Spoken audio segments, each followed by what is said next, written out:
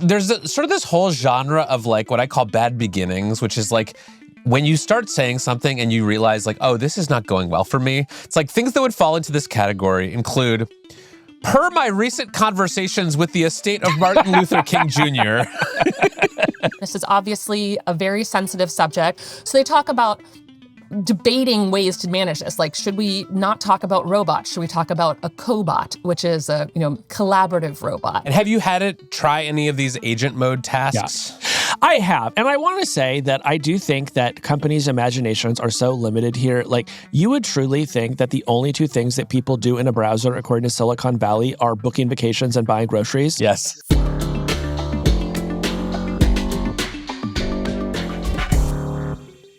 This was crazy. Google's Willow quantum chip is using a new quantum echoes algorithm that ran computations 13,000 times faster than supercomputers, Kevin. Oh, I see it's performance review season over there at Google Quantum Computing. Oh, my Echo chip did a quantum compute. I need a raise. No matter how many times I learn what quantum computing is, I do immediately forget it the next day. And it just like, this is how I am. This is why I love reading mysteries so much, is because I forget who did it like the day after I put the book down. That's what quantum computing is for me. We have to fill out our performance reviews soon at the New York Times, and I think I'm just going to put in there that I solved a quantum computing problem this year, because how will they fact check me? Now, why don't they email me asking to help on your performance review? Oh, you want to do a 360 review? I want to do a 360. You've got some feedback? Yeah.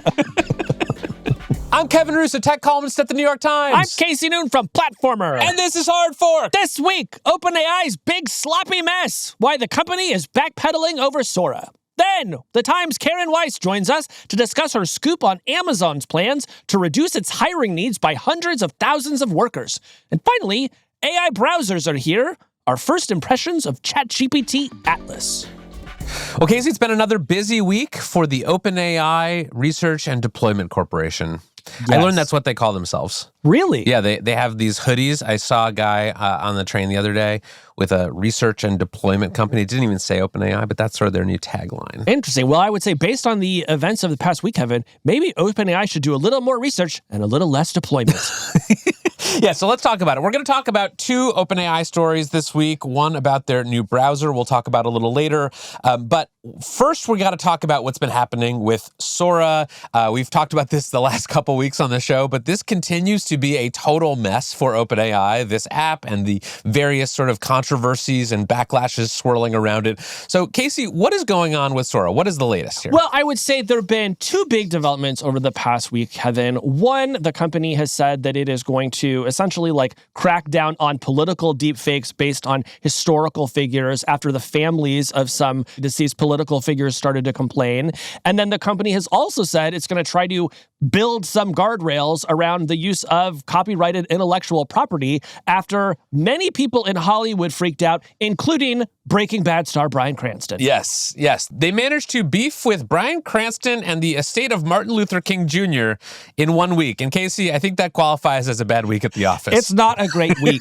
It's like, there's sort of this whole genre of like what I call bad beginnings, which is like when you start saying something and you realize like, oh, this is not going well for me. It's like things that would fall into this category include, per my recent conversations with the estate of Martin Luther King Jr. Also in this category, regarding the Nazi tattoo I got while in the Marines, and regarding the amount of lead in my protein shakes. When you've said any of those things, it's not been a good week. Not been a good week. So let's start with Martin Luther King Jr. and his estate and their beef with Sora. Who was he and why is he so significant a figure in American history?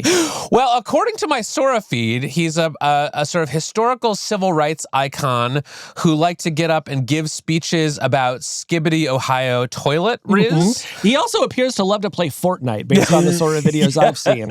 I have a dream that one day I will stand on the hilltop and drop right into a game of Fortnite. Oh, Lord, that's going to be fun. So what we're talking about is this sort of emerging genre of Sora videos, which I started seeing pretty soon after downloading the app, where people would just take Martin Luther King's iconic speeches, such as I Have a Dream, and make him say other things talking about Gen Z trends, things talking about video games, endorsing various products. This was funny to some people, offensive to others. You know who didn't like it was the estate of Martin Luther King Jr. Yeah, and it wasn't all, playing Fortnite and talking skibbity toilet. Some people were also having MLK make monkey noises and putting him in other just like overtly racist situations. And so, yeah, his family members complained. The Washington Post wrote a great story about families of him and other deceased historical figures saying, hey, like this really sucks.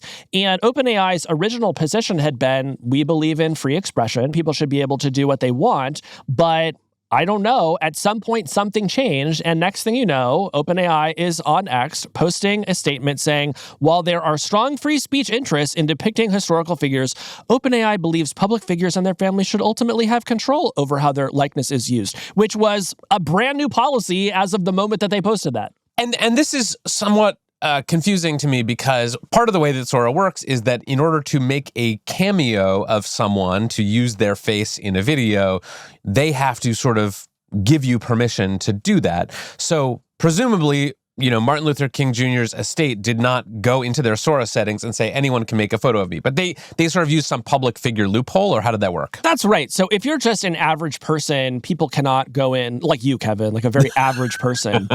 I can't just go in and make a cameo of you unless you have changed your settings that way. But OpenAI basically said it is open season for historical figures. And of course, there's lots of video out there of MLK and others. And they just said, yeah, go crazy if you want.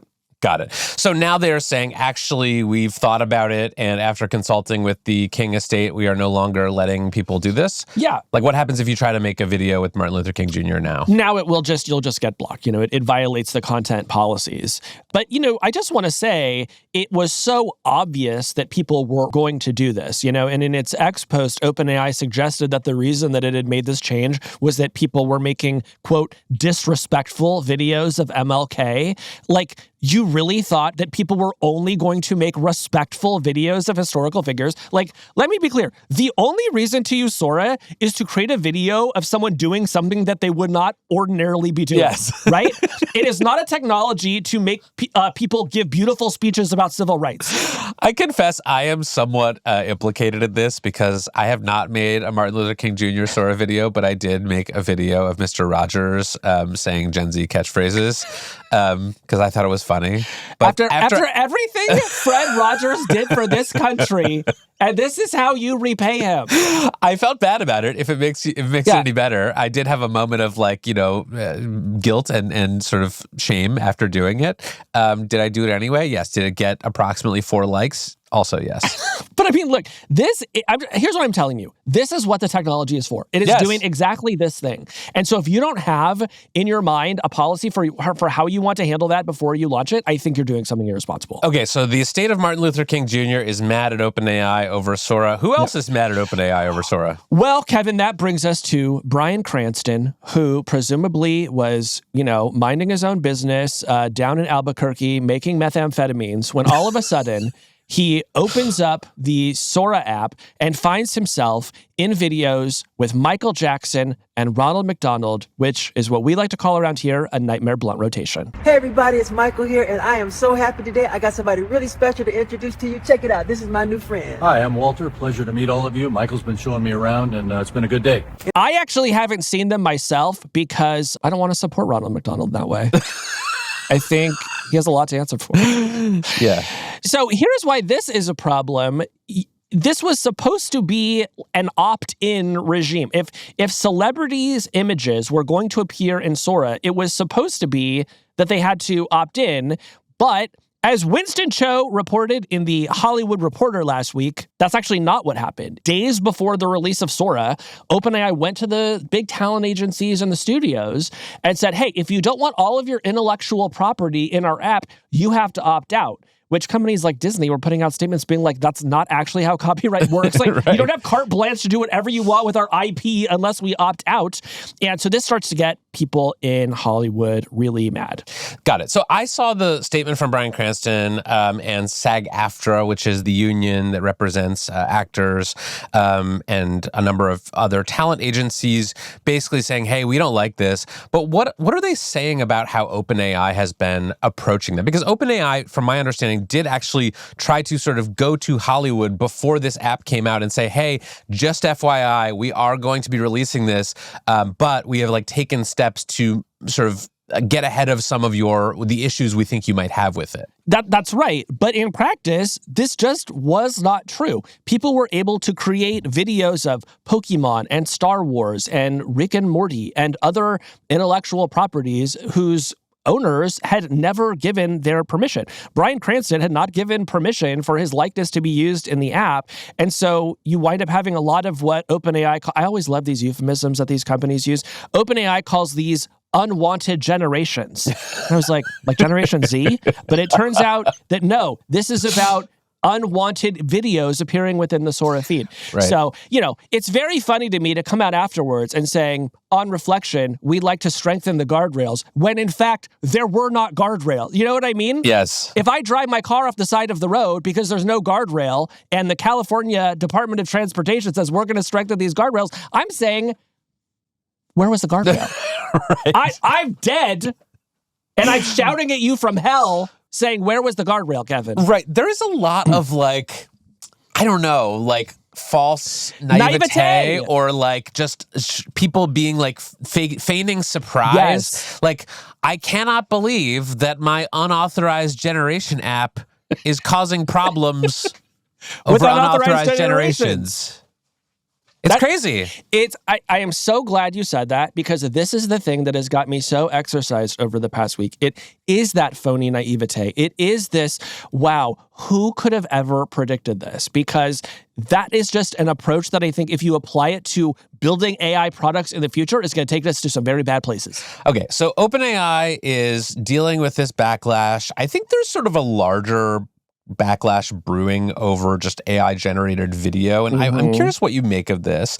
That, I think there is starting to become a consensus position, especially among people who are not in San Francisco and do not work in the AI industry, that all of this is just bad and stupid and harmful, and that the sort of juice is not worth the squeeze, as it were. That the benefits of AI, whatever they might be in the future, are not enough to justify the enormous costs of training these models. There's something sort of soulless and depressing about people using AI to generate fake videos of Martin Luther King Jr. and Bryan Cranston and Ronald McDonald doing various things.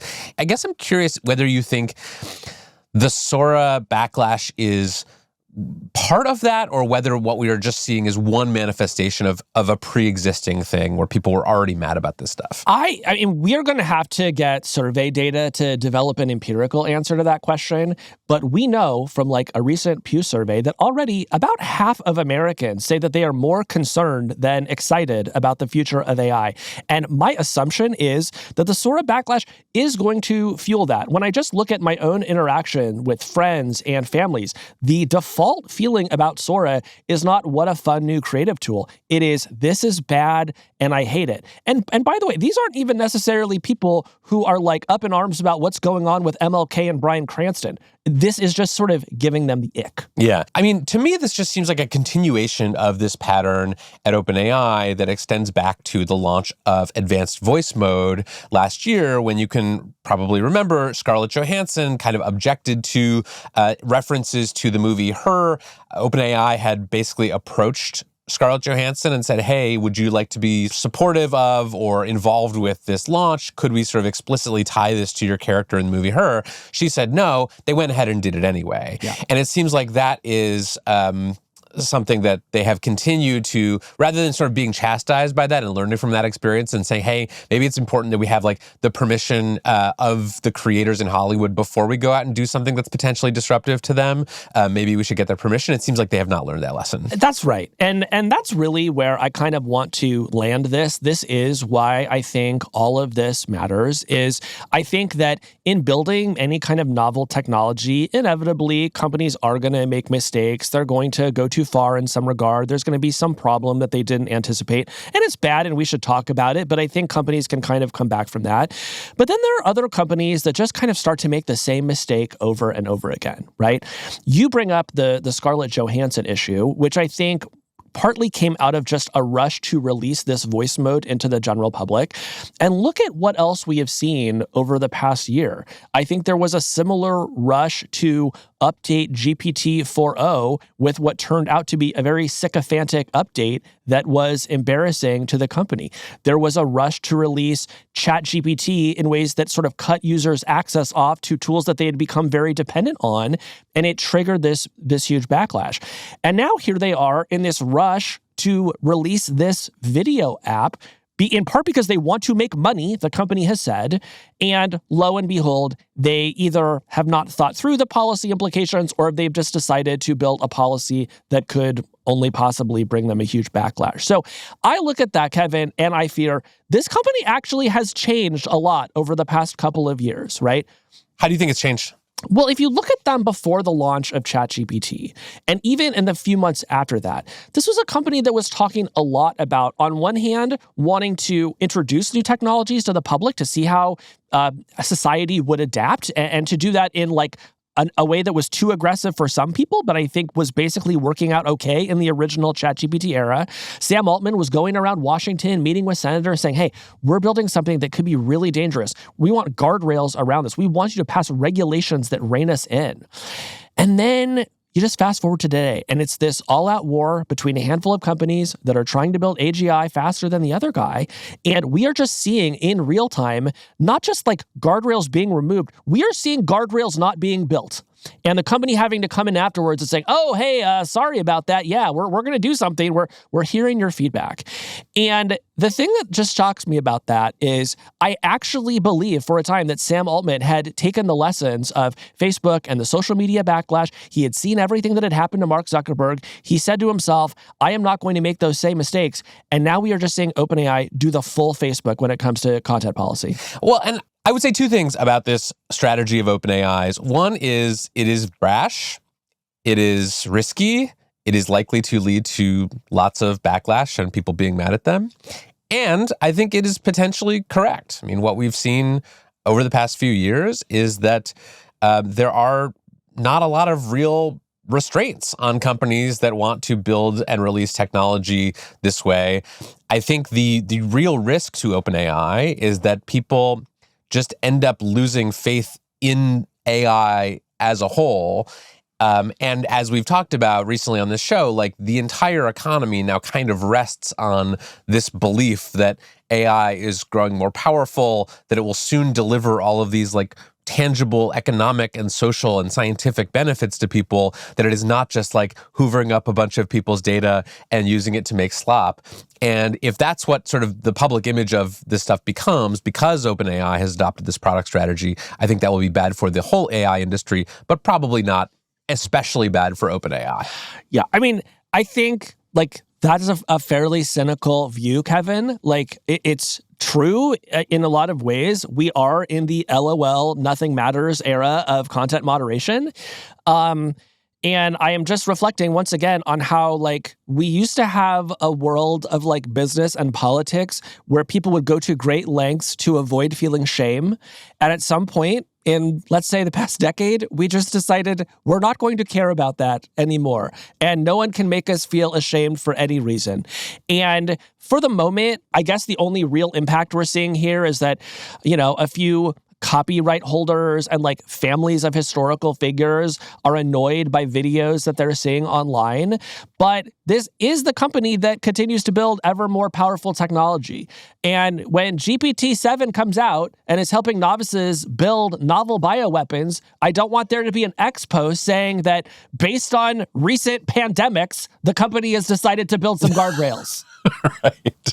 Right. I mean, I've been talking with a few people sort of in and around OpenAI about this over the past few weeks, just kind of taking the temperature of like how folks over there are feeling about this.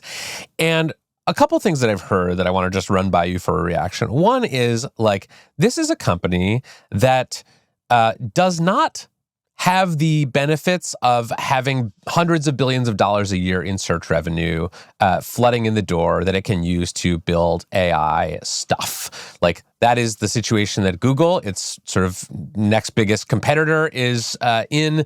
They basically don't have to care about money. They can spend all of their, profits on curing cancer and building quantum computers and self-driving cars and whatnot. But like OpenAI kind of doesn't have that luxury, and so they have to figure out ways to pay for their enormous ambitions.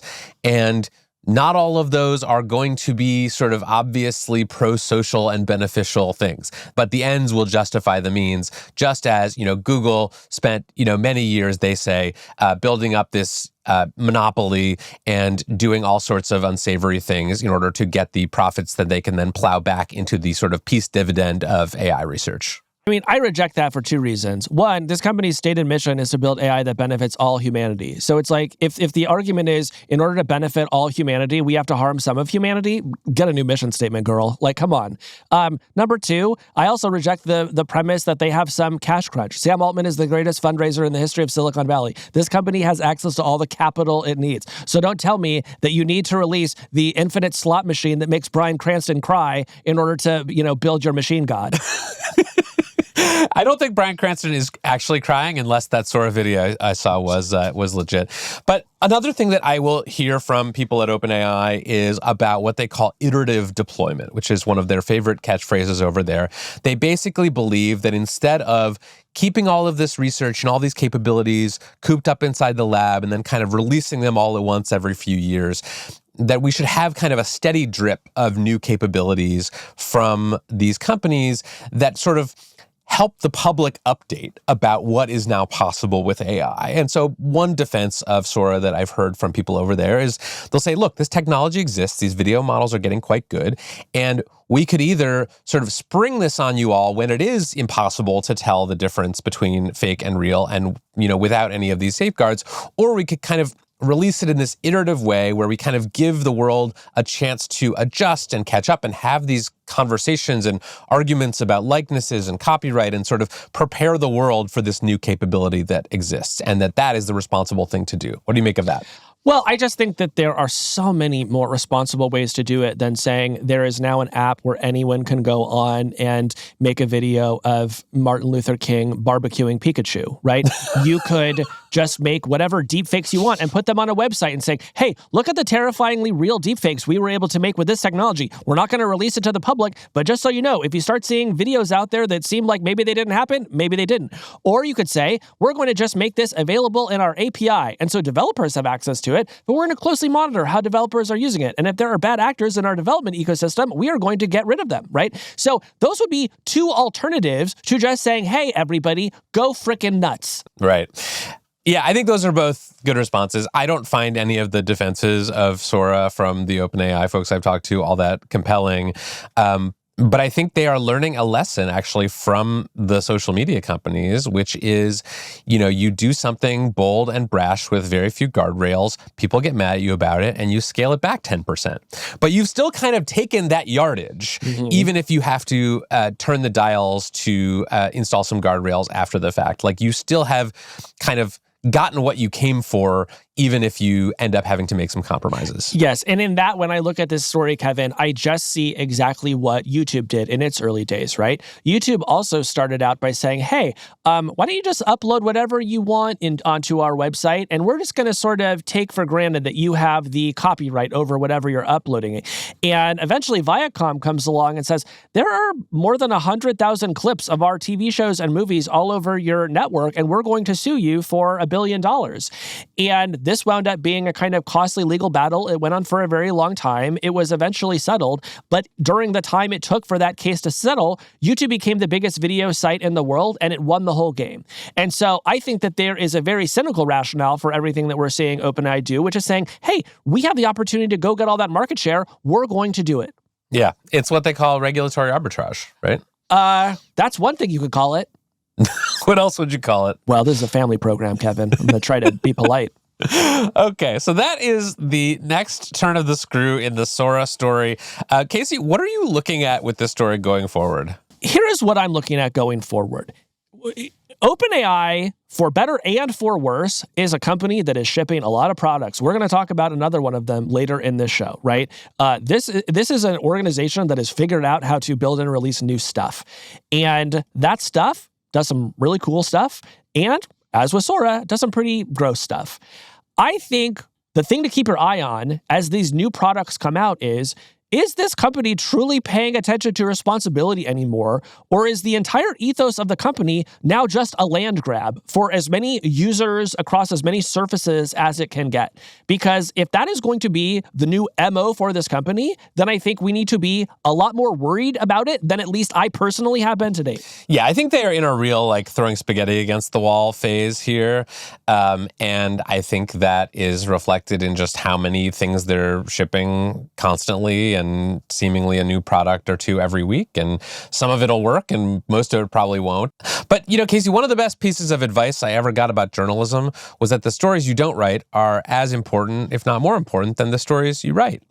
And I think OpenAI has not learned how to say no to a new idea or a product or a business line yet. And I think that's a skill that they should start developing because it seems like they are spreading their bets quite thin. They're throwing a lot of spaghetti at the wall and maybe they're losing the plot a little bit. Now, is that advice why you write so few stories? Yeah. Yes. Okay. Interesting. Yes. That editor, I'm very proud of the stories I don't write, though. That editor really did a number on you. Yeah. When we come back, how Amazon is planning to automate more than 500,000 jobs using robots.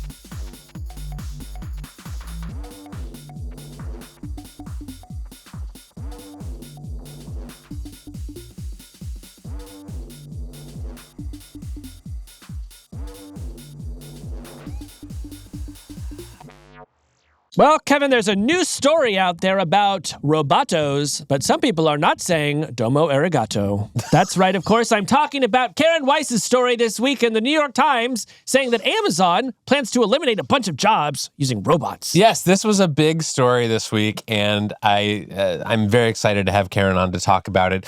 The basic idea here is that Amazon has made plans, secret plans that is not shared with the public, to replace more than 500,000 jobs with robots.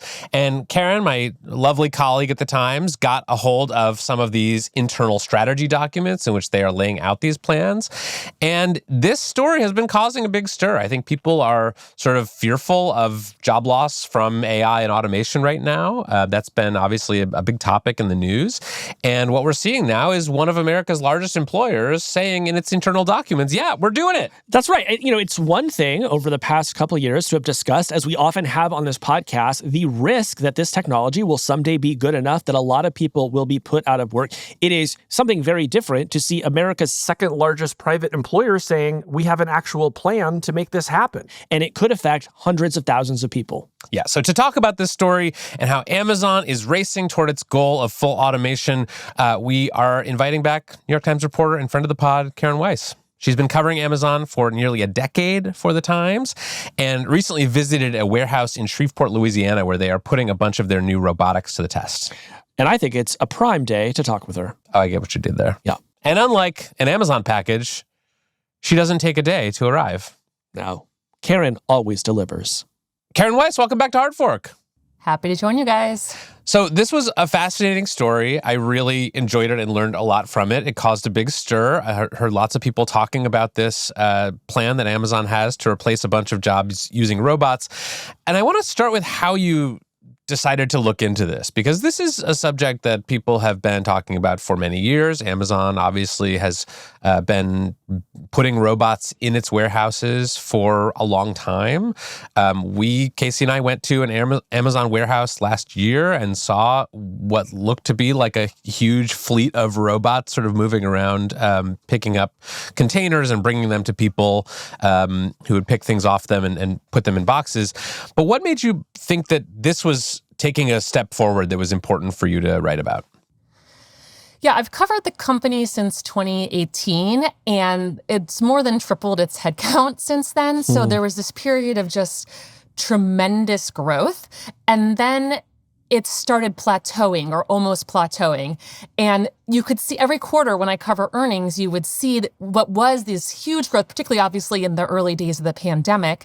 You started seeing it kind of slow a lot. And And the company itself has been talking a lot about its innovation, the advancements it's making in robotics. They use the term efficiency to talk about it. They don't like talking about the job side of it.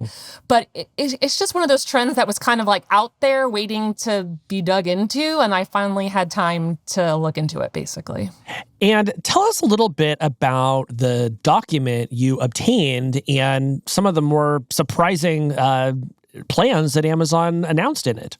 Yeah, I mean, there was a kind of a mix of documents that I was looking at, and some were more concrete. Kind of the core of it is an important strategy document from the group that does automation and robotics for the company that really lays out what their plans are. So there's a chunk that's really looking at the way they are trying to manage their headcount. They talk about things like bending the hiring curve. It had been growing so much, and their goal is to keep it flat. There's kind of stretch goals to keep it flat over the next decade, even as they expect to sell twice as many items. They have this kind of ultimate goal of automating 75% of the network. I think of that as kind of the big picture long-term goal versus like that's going to happen tomorrow. All of this is kind of slow, kind of step-by-step changes that add up together. The other documents are these really interesting ways in which the company internally is looking at how to navigate this publicly with employees, with the communities they work in. This is obviously a very sensitive subject. So they talk about debating ways to manage this. Like, should we not talk about robots? Should we talk about a cobot, which is a collaborative robot? They talk about should they deepen their connection to community groups, doing more things like Toys for Tots or community parades, particularly in places where they're going to retrofit facilities. So they're going to take a normal building that might employ X number of people and then convert it to a more advanced one. They'll need fewer people in many of those. Basically, they're thinking through, like, how do we manage the, like, reputational fallout if we become known as a company that is replacing a bunch of jobs with robots? Yeah, and the plan is you won't have a job anymore, but your kid will get a free toy at Christmas. So hopefully that makes up for that. Yeah, so let's talk about the first group of documents here and some of these numbers that Amazon has attached to this. So a few numbers from your story stuck out to me. One is that Amazon projects that they can eventually replace 75% of their operations in these warehouses with robots. What percentage of this stuff is already automated today? Because when Casey and I went, it looked like there were a lot of people there were a lot of robots, and the people were essentially acting as robots, right? They were like taking instructions from machines and putting things, thing A into box A and like doing that as fast as possible. Yeah, not a lot of creative expression in the Amazon warehouse we were at. But like what amount of robotics growth would it take to get from where they are currently to 75% of their operations? Sure. So like this warehouse in Shreveport, Louisiana that I visited is considered their most advanced one. And that, they say, has about 25% efficiency. So to get to, and their goal is to quickly get that to 50 in that facility. To get to something like 75%, it's both not only these individual buildings, but having to expand it throughout different types of facilities that they operate as well. In the facility you went to, there's these kind of cubbies that keep products, and they over time developed this light it's a big tower of a bunch of cubbies, and so the light shines on the exact cubby that has the item you want. So instead of looking through the cubbies, you kind of know exactly which one to put your hand in. So there's things like that make it a lot more efficient. In kind of all different types of jobs. There's many different types of jobs in these buildings, but some things are harder for robots to do. And one of the things that interested me in Louisiana was there's a job called decant, and it's essentially they get these boxes of products in from marketplace sellers, so the companies that sell products on Amazon, and they have to input them into the system. And so it's essentially a point where you get like the chaos of the normal world that they have to kind of standardize. Mm-hmm. And watching a decant station, we watched this woman working at it. It is just random what goes into this thing. So we saw, gardening shovels wrapped in bubble wrap, boxes of Starbucks Keurig cups, circular saws. I mean, each one is different, and they're coming in different shapes, different boxes. And so that's still hard for a robot to look at, to kind of say, is this product what we expected it to be from this shipment? Is it damaged in any ways? If it's damaged, it goes into a separate box and someone has to deal with that. So there's still a lot of human judgment. But once they put it into this box and can go out into the system, then it starts becoming more kind of logged into the Amazon way and able to manage as they've developed the technology within their own in their own spaces. Let me ask about this 600,000 worker figure that's in your story, which is really the thing that got my attention. I could not think of another company that had announced plans to eliminate hundreds of thousands of jobs through automation within just a few years in such a plausible way. Do we think this might be sort of one of the first major signs of significant job loss due to automation in the U.S. economy? I spoke with a Nobel-winning economist for this who studied automation, and exactly, I know. And he was saying that one last year, and he was saying that the real precedent for this is actually in China, in manufacturing in China, but that within the U.S., yes, this is kind of the kind of bleeding edge of it all. Yeah, so there's obviously labor and cost savings reasons why Amazon wants to make this big push into automation now. But I'm curious, Karen, if any of this is driven by recent advances in the technology itself. Have the robots just gotten better over the last year or two? Do we think that that's part of what is making them put out this ambitious plan and talk about how they want to start opening these facilities?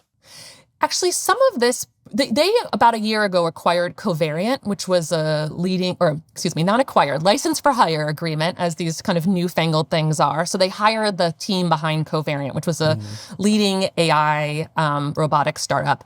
A lot of what I reported on actually predates that being integrated into the system. So there actually are tons of advancements that are happening in computer vision, in creating the environment and the data needed to just tell the robot what to do, essentially. But I think we can expect more in the future from what I reported because of Covariant. So for example, one of the things that they've helped improve is how the robots stack boxes. So I saw that there's a robotic hand called a Sparrow, and it suction cups things, and they use it to consolidate inventory currently. So they'll take, a bottle of hand soap from here and move it to there. And then they free up extra space to put new items into the storage facilities. And the robot stacks them really nicely. They're kind of perfect. They don't just drop it in the bin. It's lined up one by one, and they're stood up. And I noticed these boxes stood up, and that's important because then it's easier to grab later. Those are the types of advancements that they've already started seeing from this next generation of AI. So I think I would anticipate seeing more of that. Is it true that they also have technology that uses air to blow open envelopes? Very sophisticated for technology. Yes, that's a fan. That's what I kind of love about this. It's simple things. Yeah. Also, it's not all crazy and elaborate. Well, it was really sad for me because that's actually my dream job. But looks like the robots are going to have to take this one. Instead, you just blow hot air in the podcast that's studio. Right. Now I have to podcast because I can't blow in the envelopes anymore. No, so I went to Covariant's lab. They had before they were sort of acqui-hired by Amazon, they had a warehouse in the East Bay here. And I went to visit them a while ago, and they were sort of doing sort of these more advanced types of warehouse robotics where they would put a large language model into one of these robots and use that to sort of orchestrate the robot. And so that made it, they said, it made it possible to do things that a sort of simple, more sort of rule-based robot couldn't do. You could tell it, move all the red shirts from this box into this box, and it could kind of do stuff like that. So you're saying, Karen, that technology has not yet arrived in these Amazon facilities, even though Amazon now sort of has licensed this technology. It has begun to. So they had some of that for sure. Absolutely, they had that. And they've talked about using that type of technology to, there are these little robots that kind of are like little shuttles. They're kind of small, like a size of a stool or something, and they just move individual packages around to sort them. And they've been able to move those more efficiently because of it, for example. So just let them orchestrate each other better to not bump into each other, essentially. Right. So yeah, there is some of it for sure, and I think you'll just see more of it. I'm curious, Karen, you write that these documents you got a hold of show that Amazon's ultimate goal is to automate 75% of its operations. What's the remaining 25%? What are the jobs inside these facilities that they do not see being automated, at least anytime soon? Well, there will be this growing number of people that are technicians, so essentially working with the robots themselves. And this is fix the robots, tend to them, exactly. And those are something they talk a lot about. It is both a concern that they have enough people doing those jobs, and there's not enough people trained in that right now, so they need a labor force for that. They make more money. They are better jobs in many ways. They have more of a career path than a typical Amazon job might. So that's one component of it. There's also just exceptions. I mean, watching the robots move, like they'll pick something up and it'll fall. Or I saw them try to grab this like shrink wrap bag of, I think it was like t-shirts or something or underwear. And it was just like the suction of it trying to pick it up, and eventually it fell, and it kind of fell half on the robot, half on the side. And so it stopped, and then someone would have to come and move it. Or there's just like something just isn't applied correctly and someone needs to tend to it. So there are still roles like that I think will be almost impossible to get rid of over time. I mean, there's yeah. It's the classic thing of things that are easy for robots are hard for humans, and vice versa, right? So it's like pretty easy for a human to like grab something that the robot can't pick up. I was struck by one other number from your story, Karen, which is that Amazon in these documents says that it thinks automation of its warehouses would save about 30 cents on each item. That actually seemed quite low to me. Like if Really? that's yes. Do you Like, know how many items they sell? I Like, mean, that adds up. I mean, I'm just thinking, like, if you don't have to pay workers anymore, and that's your biggest expense, like, why aren't we seeing bigger? I mean, why aren't they expecting more savings from this? I think 30 cents per item is in a couple years. I believe that was a 3-year timeline. Like, that's just a lot. Actually, like as a percentage of what they spend fulfilling and getting the packages to a delivery driver, basically. And it's a business. Someone just described this to me the other day. It's a business of cents because it's so big that you're looking at shaving cents off of things. And when you multiply that by the billions of items that they sell, it does add up. And people are increasingly making smaller purchases on Amazon. It's not just think of what used to be 10 years ago or 5 years ago. You're buying like the random bottle of hand soap, like I talked about, or I forgot this one thing, I'm going to order it. And if Amazon can save it, some of that will go back in profit. Some of that will be reinvested in the business. Some of that will decrease prices. It kind of flows through in different ways. What else did you find out in these documents about how the company is trying to prepare not just its sort of warehouses for an age of increased automation, but also like position itself in the communities where it operates? Yeah, it knows that this is very sensitive. And the company used to not do anything in the communities that it operates. I mean, this company was like MIA from ribbon cuttings type of thing years ago. But now they have a really sophisticated community operation.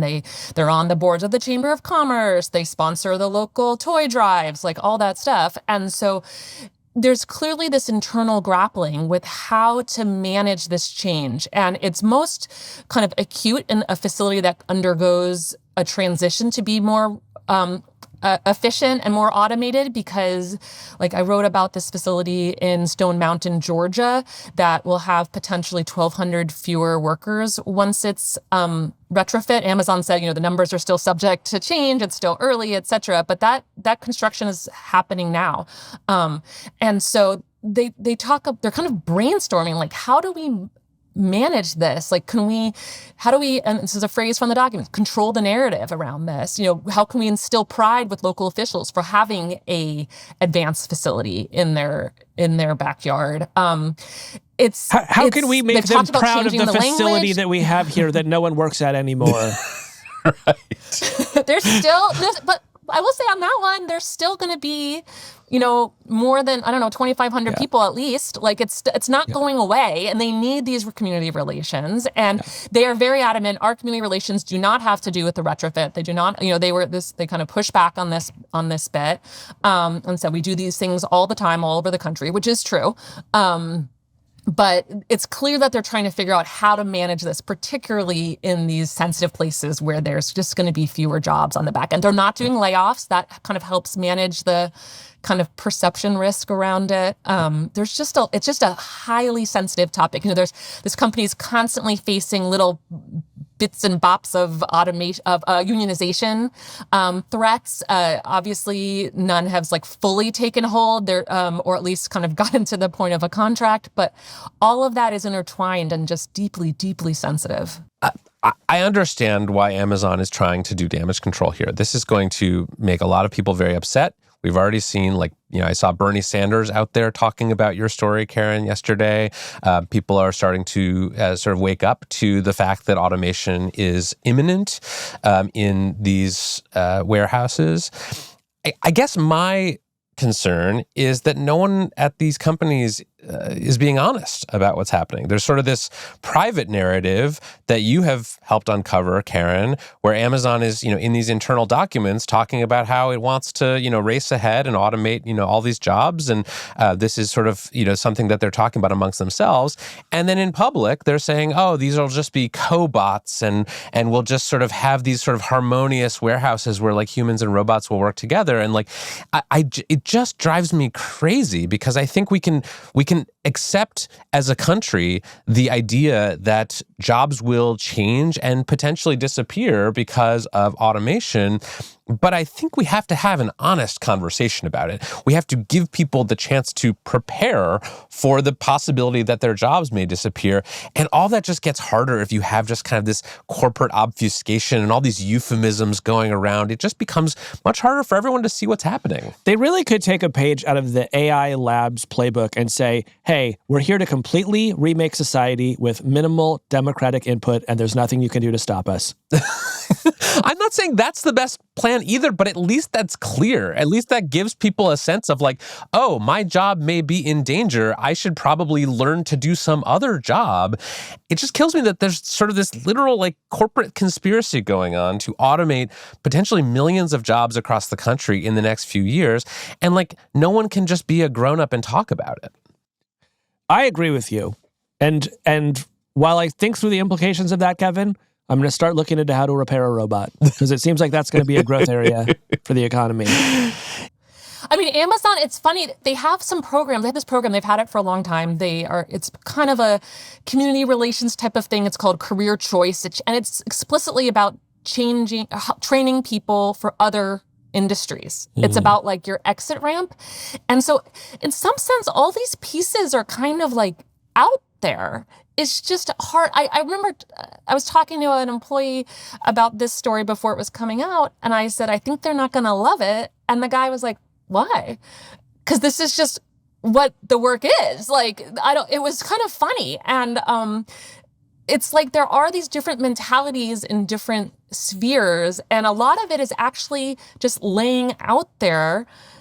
It's just using different language in different contexts. And, again, they have this program to train people. People go through it. They become healthcare aides or whatever it might be. It's just this really funny dance that happens. But they are not, Karen, announcing this themselves. You had to get these documents from inside the company. And my understanding is that they are not happy that you reported this. So talk a little bit about their reaction, Amazon's reaction to this reporting and what they are saying in response.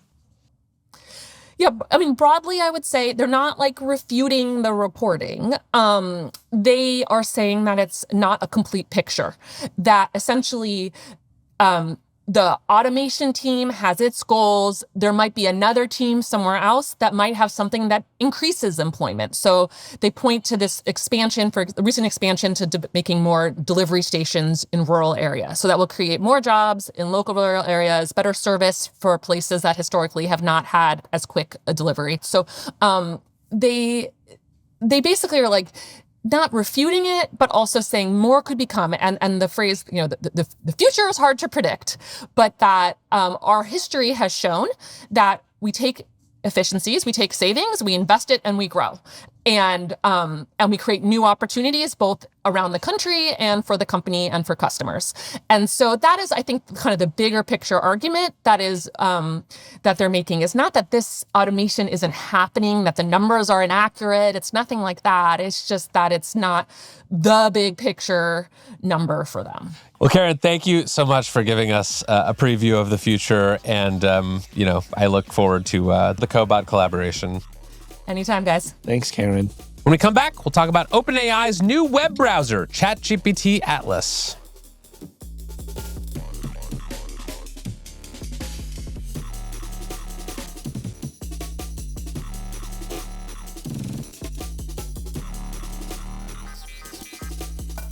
Well, Casey, at last, we're going to talk about Atlas. ChatGPT Atlas, the new browser from OpenAI. And there's a lot to talk about, Kevin. Yes, so OpenAI released ChatGPT Atlas this week. It was a big announcement, got a lot of attention, and this is becoming an increasingly crowded field. One of the more competitive product spaces in Silicon Valley right now is the browser, which is unusual because this is an area where there has not been a lot of competition for many years. No, this has been a very sleepy category that's basically locked up with Chrome having the majority of the market share, Google's browser. There's also Microsoft Edge, there's Firefox, but this has been a pretty sleepy corner of the internet for a long time. Until 2025, that is, because now everyone and their mother is releasing an AI browser, and ChatGPT Atlas is a very ambitious product, and we should talk a little bit about what it is, what it does, and then I know you've spent some time testing it, and I want to ask you about that. I didn't realize your mother had released an AI browser. I gotta check that out. She's very ambitious. She's shipping a lot. So this browser, ChatGPT Atlas, is being billed as a full-fledged web browser built around the interface of ChatGPT. It was released this week. It's available only for Mac OS users and will later be brought to Windows, iOS, and Android. Yeah, the fruits of that Microsoft partnership just continue to pay off for Satya Nadella. So this is a browser that is built on Chromium, the open source sort of version of Chrome that Google released, which is powering a lot of these different AI browsers. And like a lot of other AI browsers, it has a sort of AI sidebar in every tab that you open. You can click a little button, bring up a ChatGPT window. You can ask questions, have it summarize articles, analyze what's on screen. It can also remember facts from your browsing history or your tasks that you've done in ChatGPT because it's linked to the same ChatGPT account as you use the rest of the time. And for Plus, Pro, and business users, it can enter what's called agent mode, which is a mode where it can actually carry out tasks for you, put things in your shopping cart, or fill out a form, navigate a website, book a plane ticket for you. A few weeks ago at Dev Day, OpenAI showed off these new ChatGPT apps, basically trying to bring things like Zillow and Canva into the ChatGPT experience. This browser project is essentially trying to do the same thing from the opposite end. Rather than bringing the internet into ChatGPT, it's sort of putting a ChatGPT layer over the entire internet. Yeah, I mean, think about it from OpenAI's perspective. Some really significant portion of ChatGPT usage is taking place inside the browser. Most people are using a browser made by Google, and Google's browser, Chrome, is mostly a vehicle to get you to do Google searches. So that works against OpenAI's interest. If they can create their own version of the browser, which gets you to try to do more ChatGPT searches, that has a lot of benefits for OpenAI. Yes, all of these companies now are trying to make these very capable AI agents. One of the things that AI agents need to be able to do if they're going to be useful for office workers or people doing basic tasks is to use a computer. What do you need to train an AI model to use a computer? Well, it probably helps if you have a bunch of people using a browser and you can kind of collect the data from those sessions and use it to train your computer use models. So for OpenAI, for Perplexity, for all these companies, this is a play to sort of gather data about how people use the internet, maybe make their agents more efficient over the long term. So that's sort of the why here. Now, Casey, you have tested ChatGPT Atlas. Tell me about your experience and what you've been using it for. Yeah, so I've been trying to just use it for everyday things. I wrote my column in ChatGPT Atlas yesterday, and the main thing that I observed on the positive side is that there is some benefit to just having an open chatbot window inside the browser that you can ping quick questions off of, right? I do a lot of alt-tabbing back and forth between different apps. I do a lot of getting lost in the 50 tabs that I have open, trying to find where I have open ChatGPT. Usually I've just opened, 3 or 6 different tabs with different chatbots all at one time. So I have come to see the value in just having a little window that opens up that you can chat with ChatGPT directly. Yeah, and have you had it try any of these agent mode tasks? Yeah. I have. And I want to say that I do think that companies' imaginations are so limited here. Like, you would truly think that the only two things that people do in a browser, according to Silicon Valley, are booking vacations and buying groceries. Yes. With maybe, I don't know, making a restaurant reservation thrown in for good measure.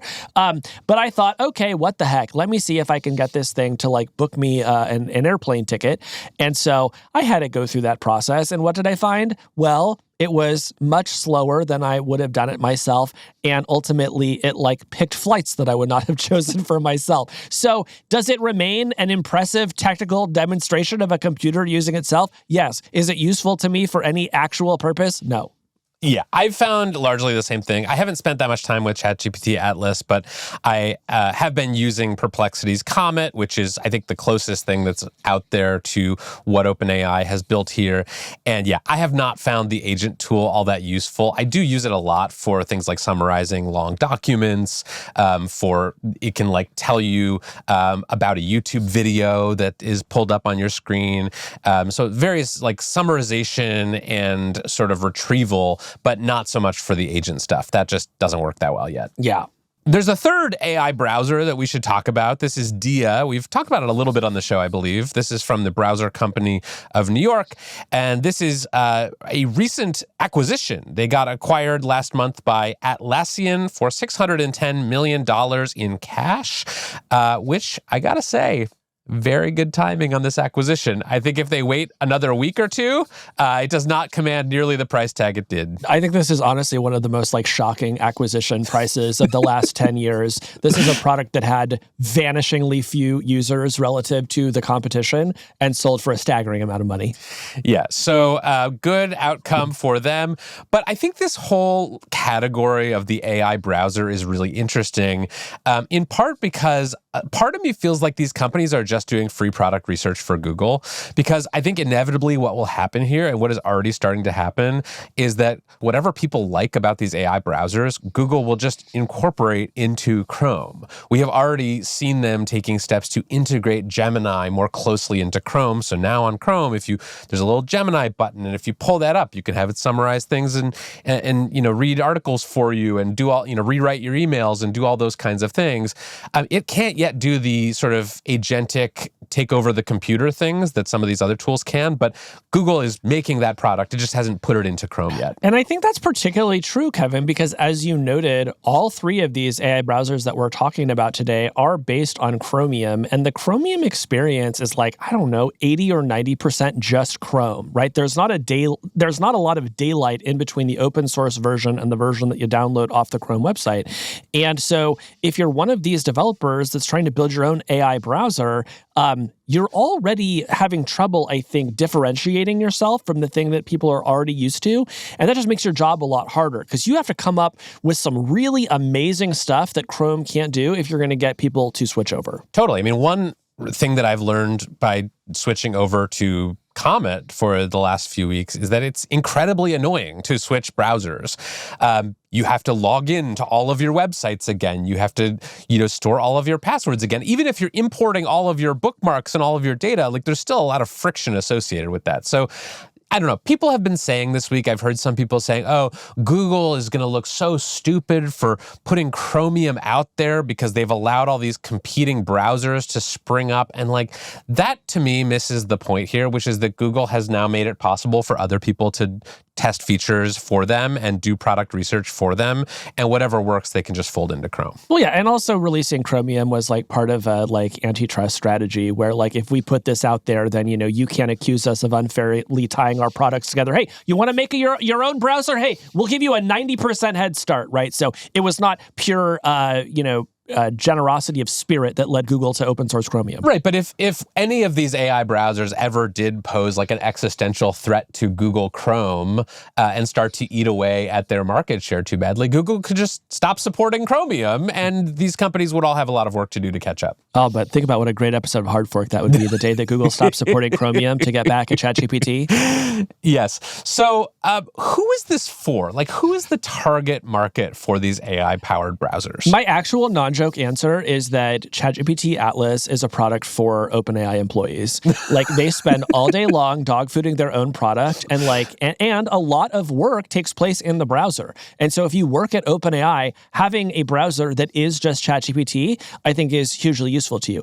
Now, can they get from there to some broader set of users, people who have made ChatGPT their entire personality? I think it's possible, but in this sort of very early stage with this first handful of features that they've released, I think the case is still a little shaky. Yeah, I played around with ChatGPT Atlas a little bit. I have some reservations about giving OpenAI access to all of my browsing data. Well, certainly your browser history. But I did play around with it for a little while, and I gotta say, it's still pretty rough around the edges to me. Like, there were just some websites that I wanted to go to that I couldn't. Like, I couldn't go to YouTube at one point. I couldn't go. I got like a CAPTCHA on Reddit when I tried to go there. Really? It could not summarize articles from nytimes.com. So there are just like a bunch of things that it can't do.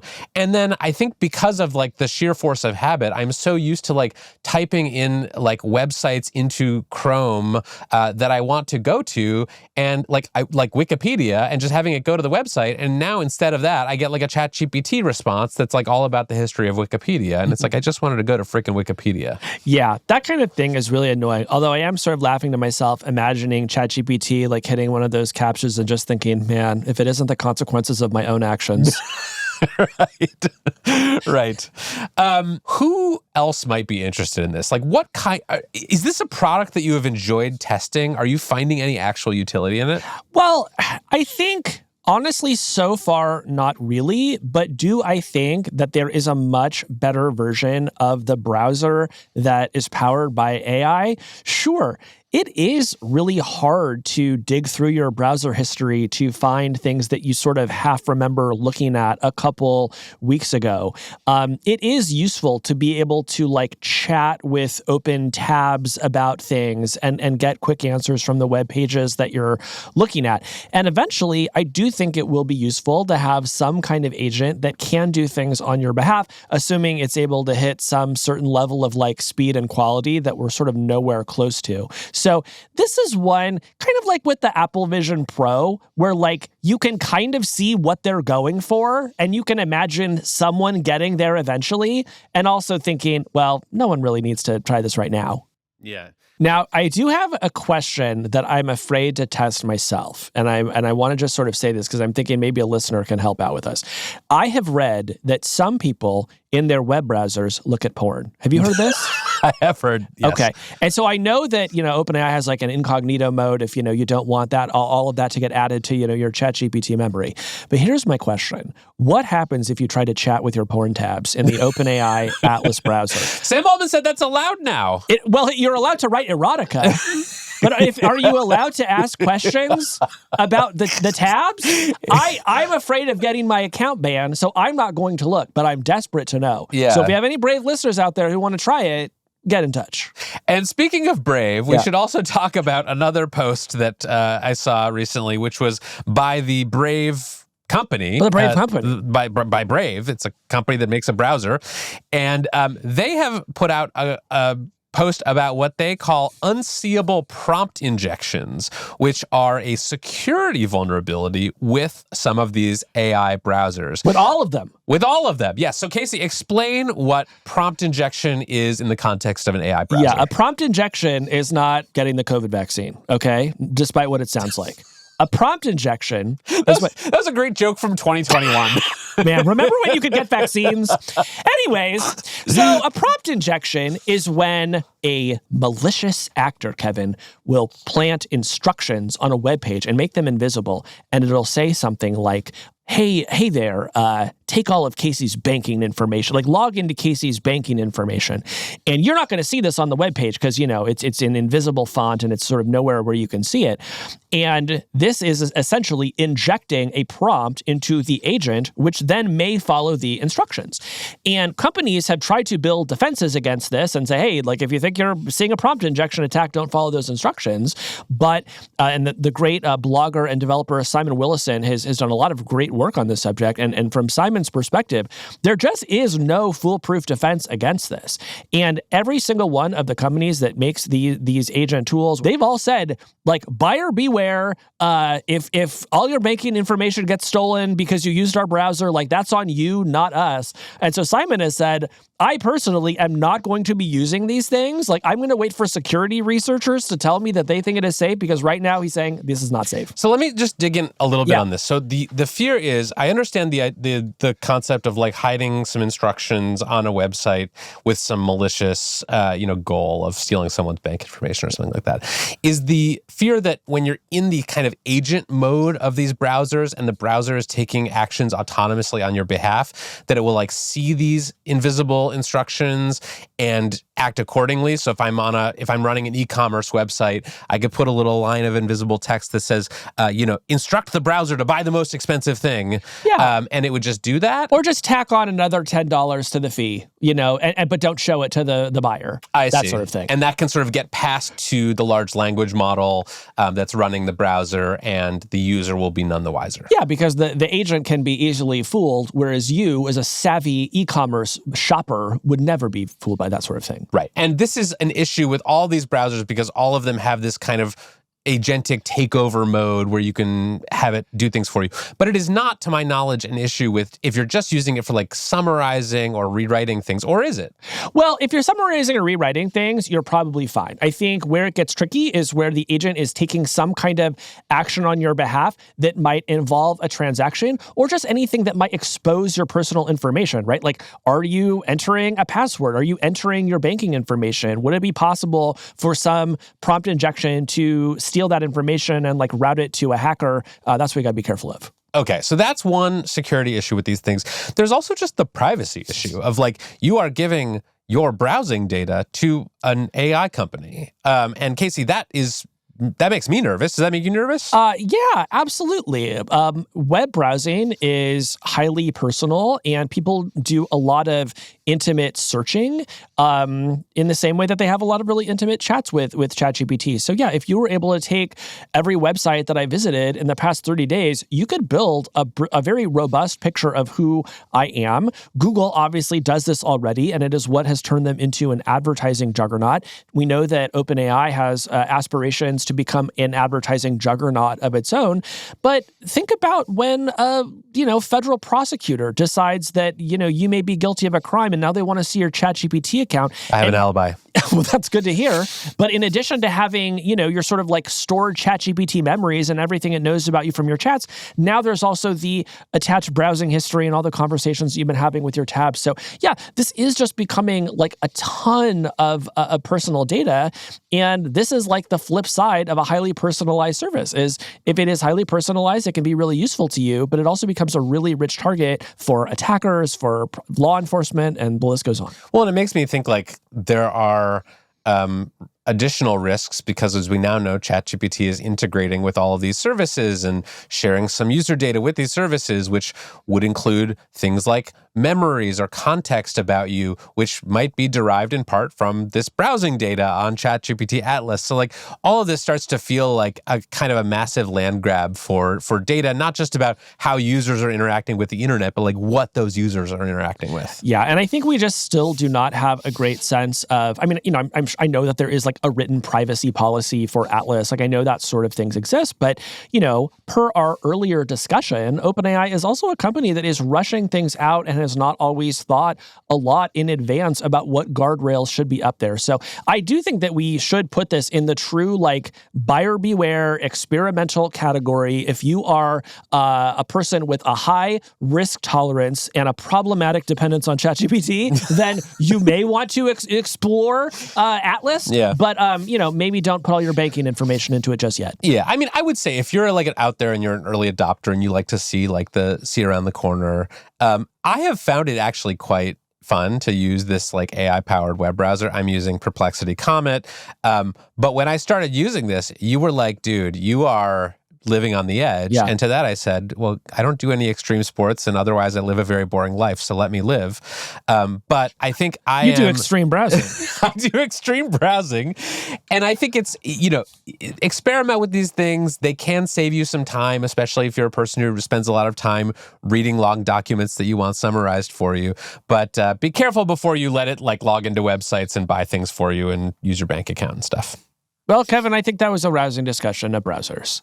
A browsing discussion of browsers. It was a browser rouser.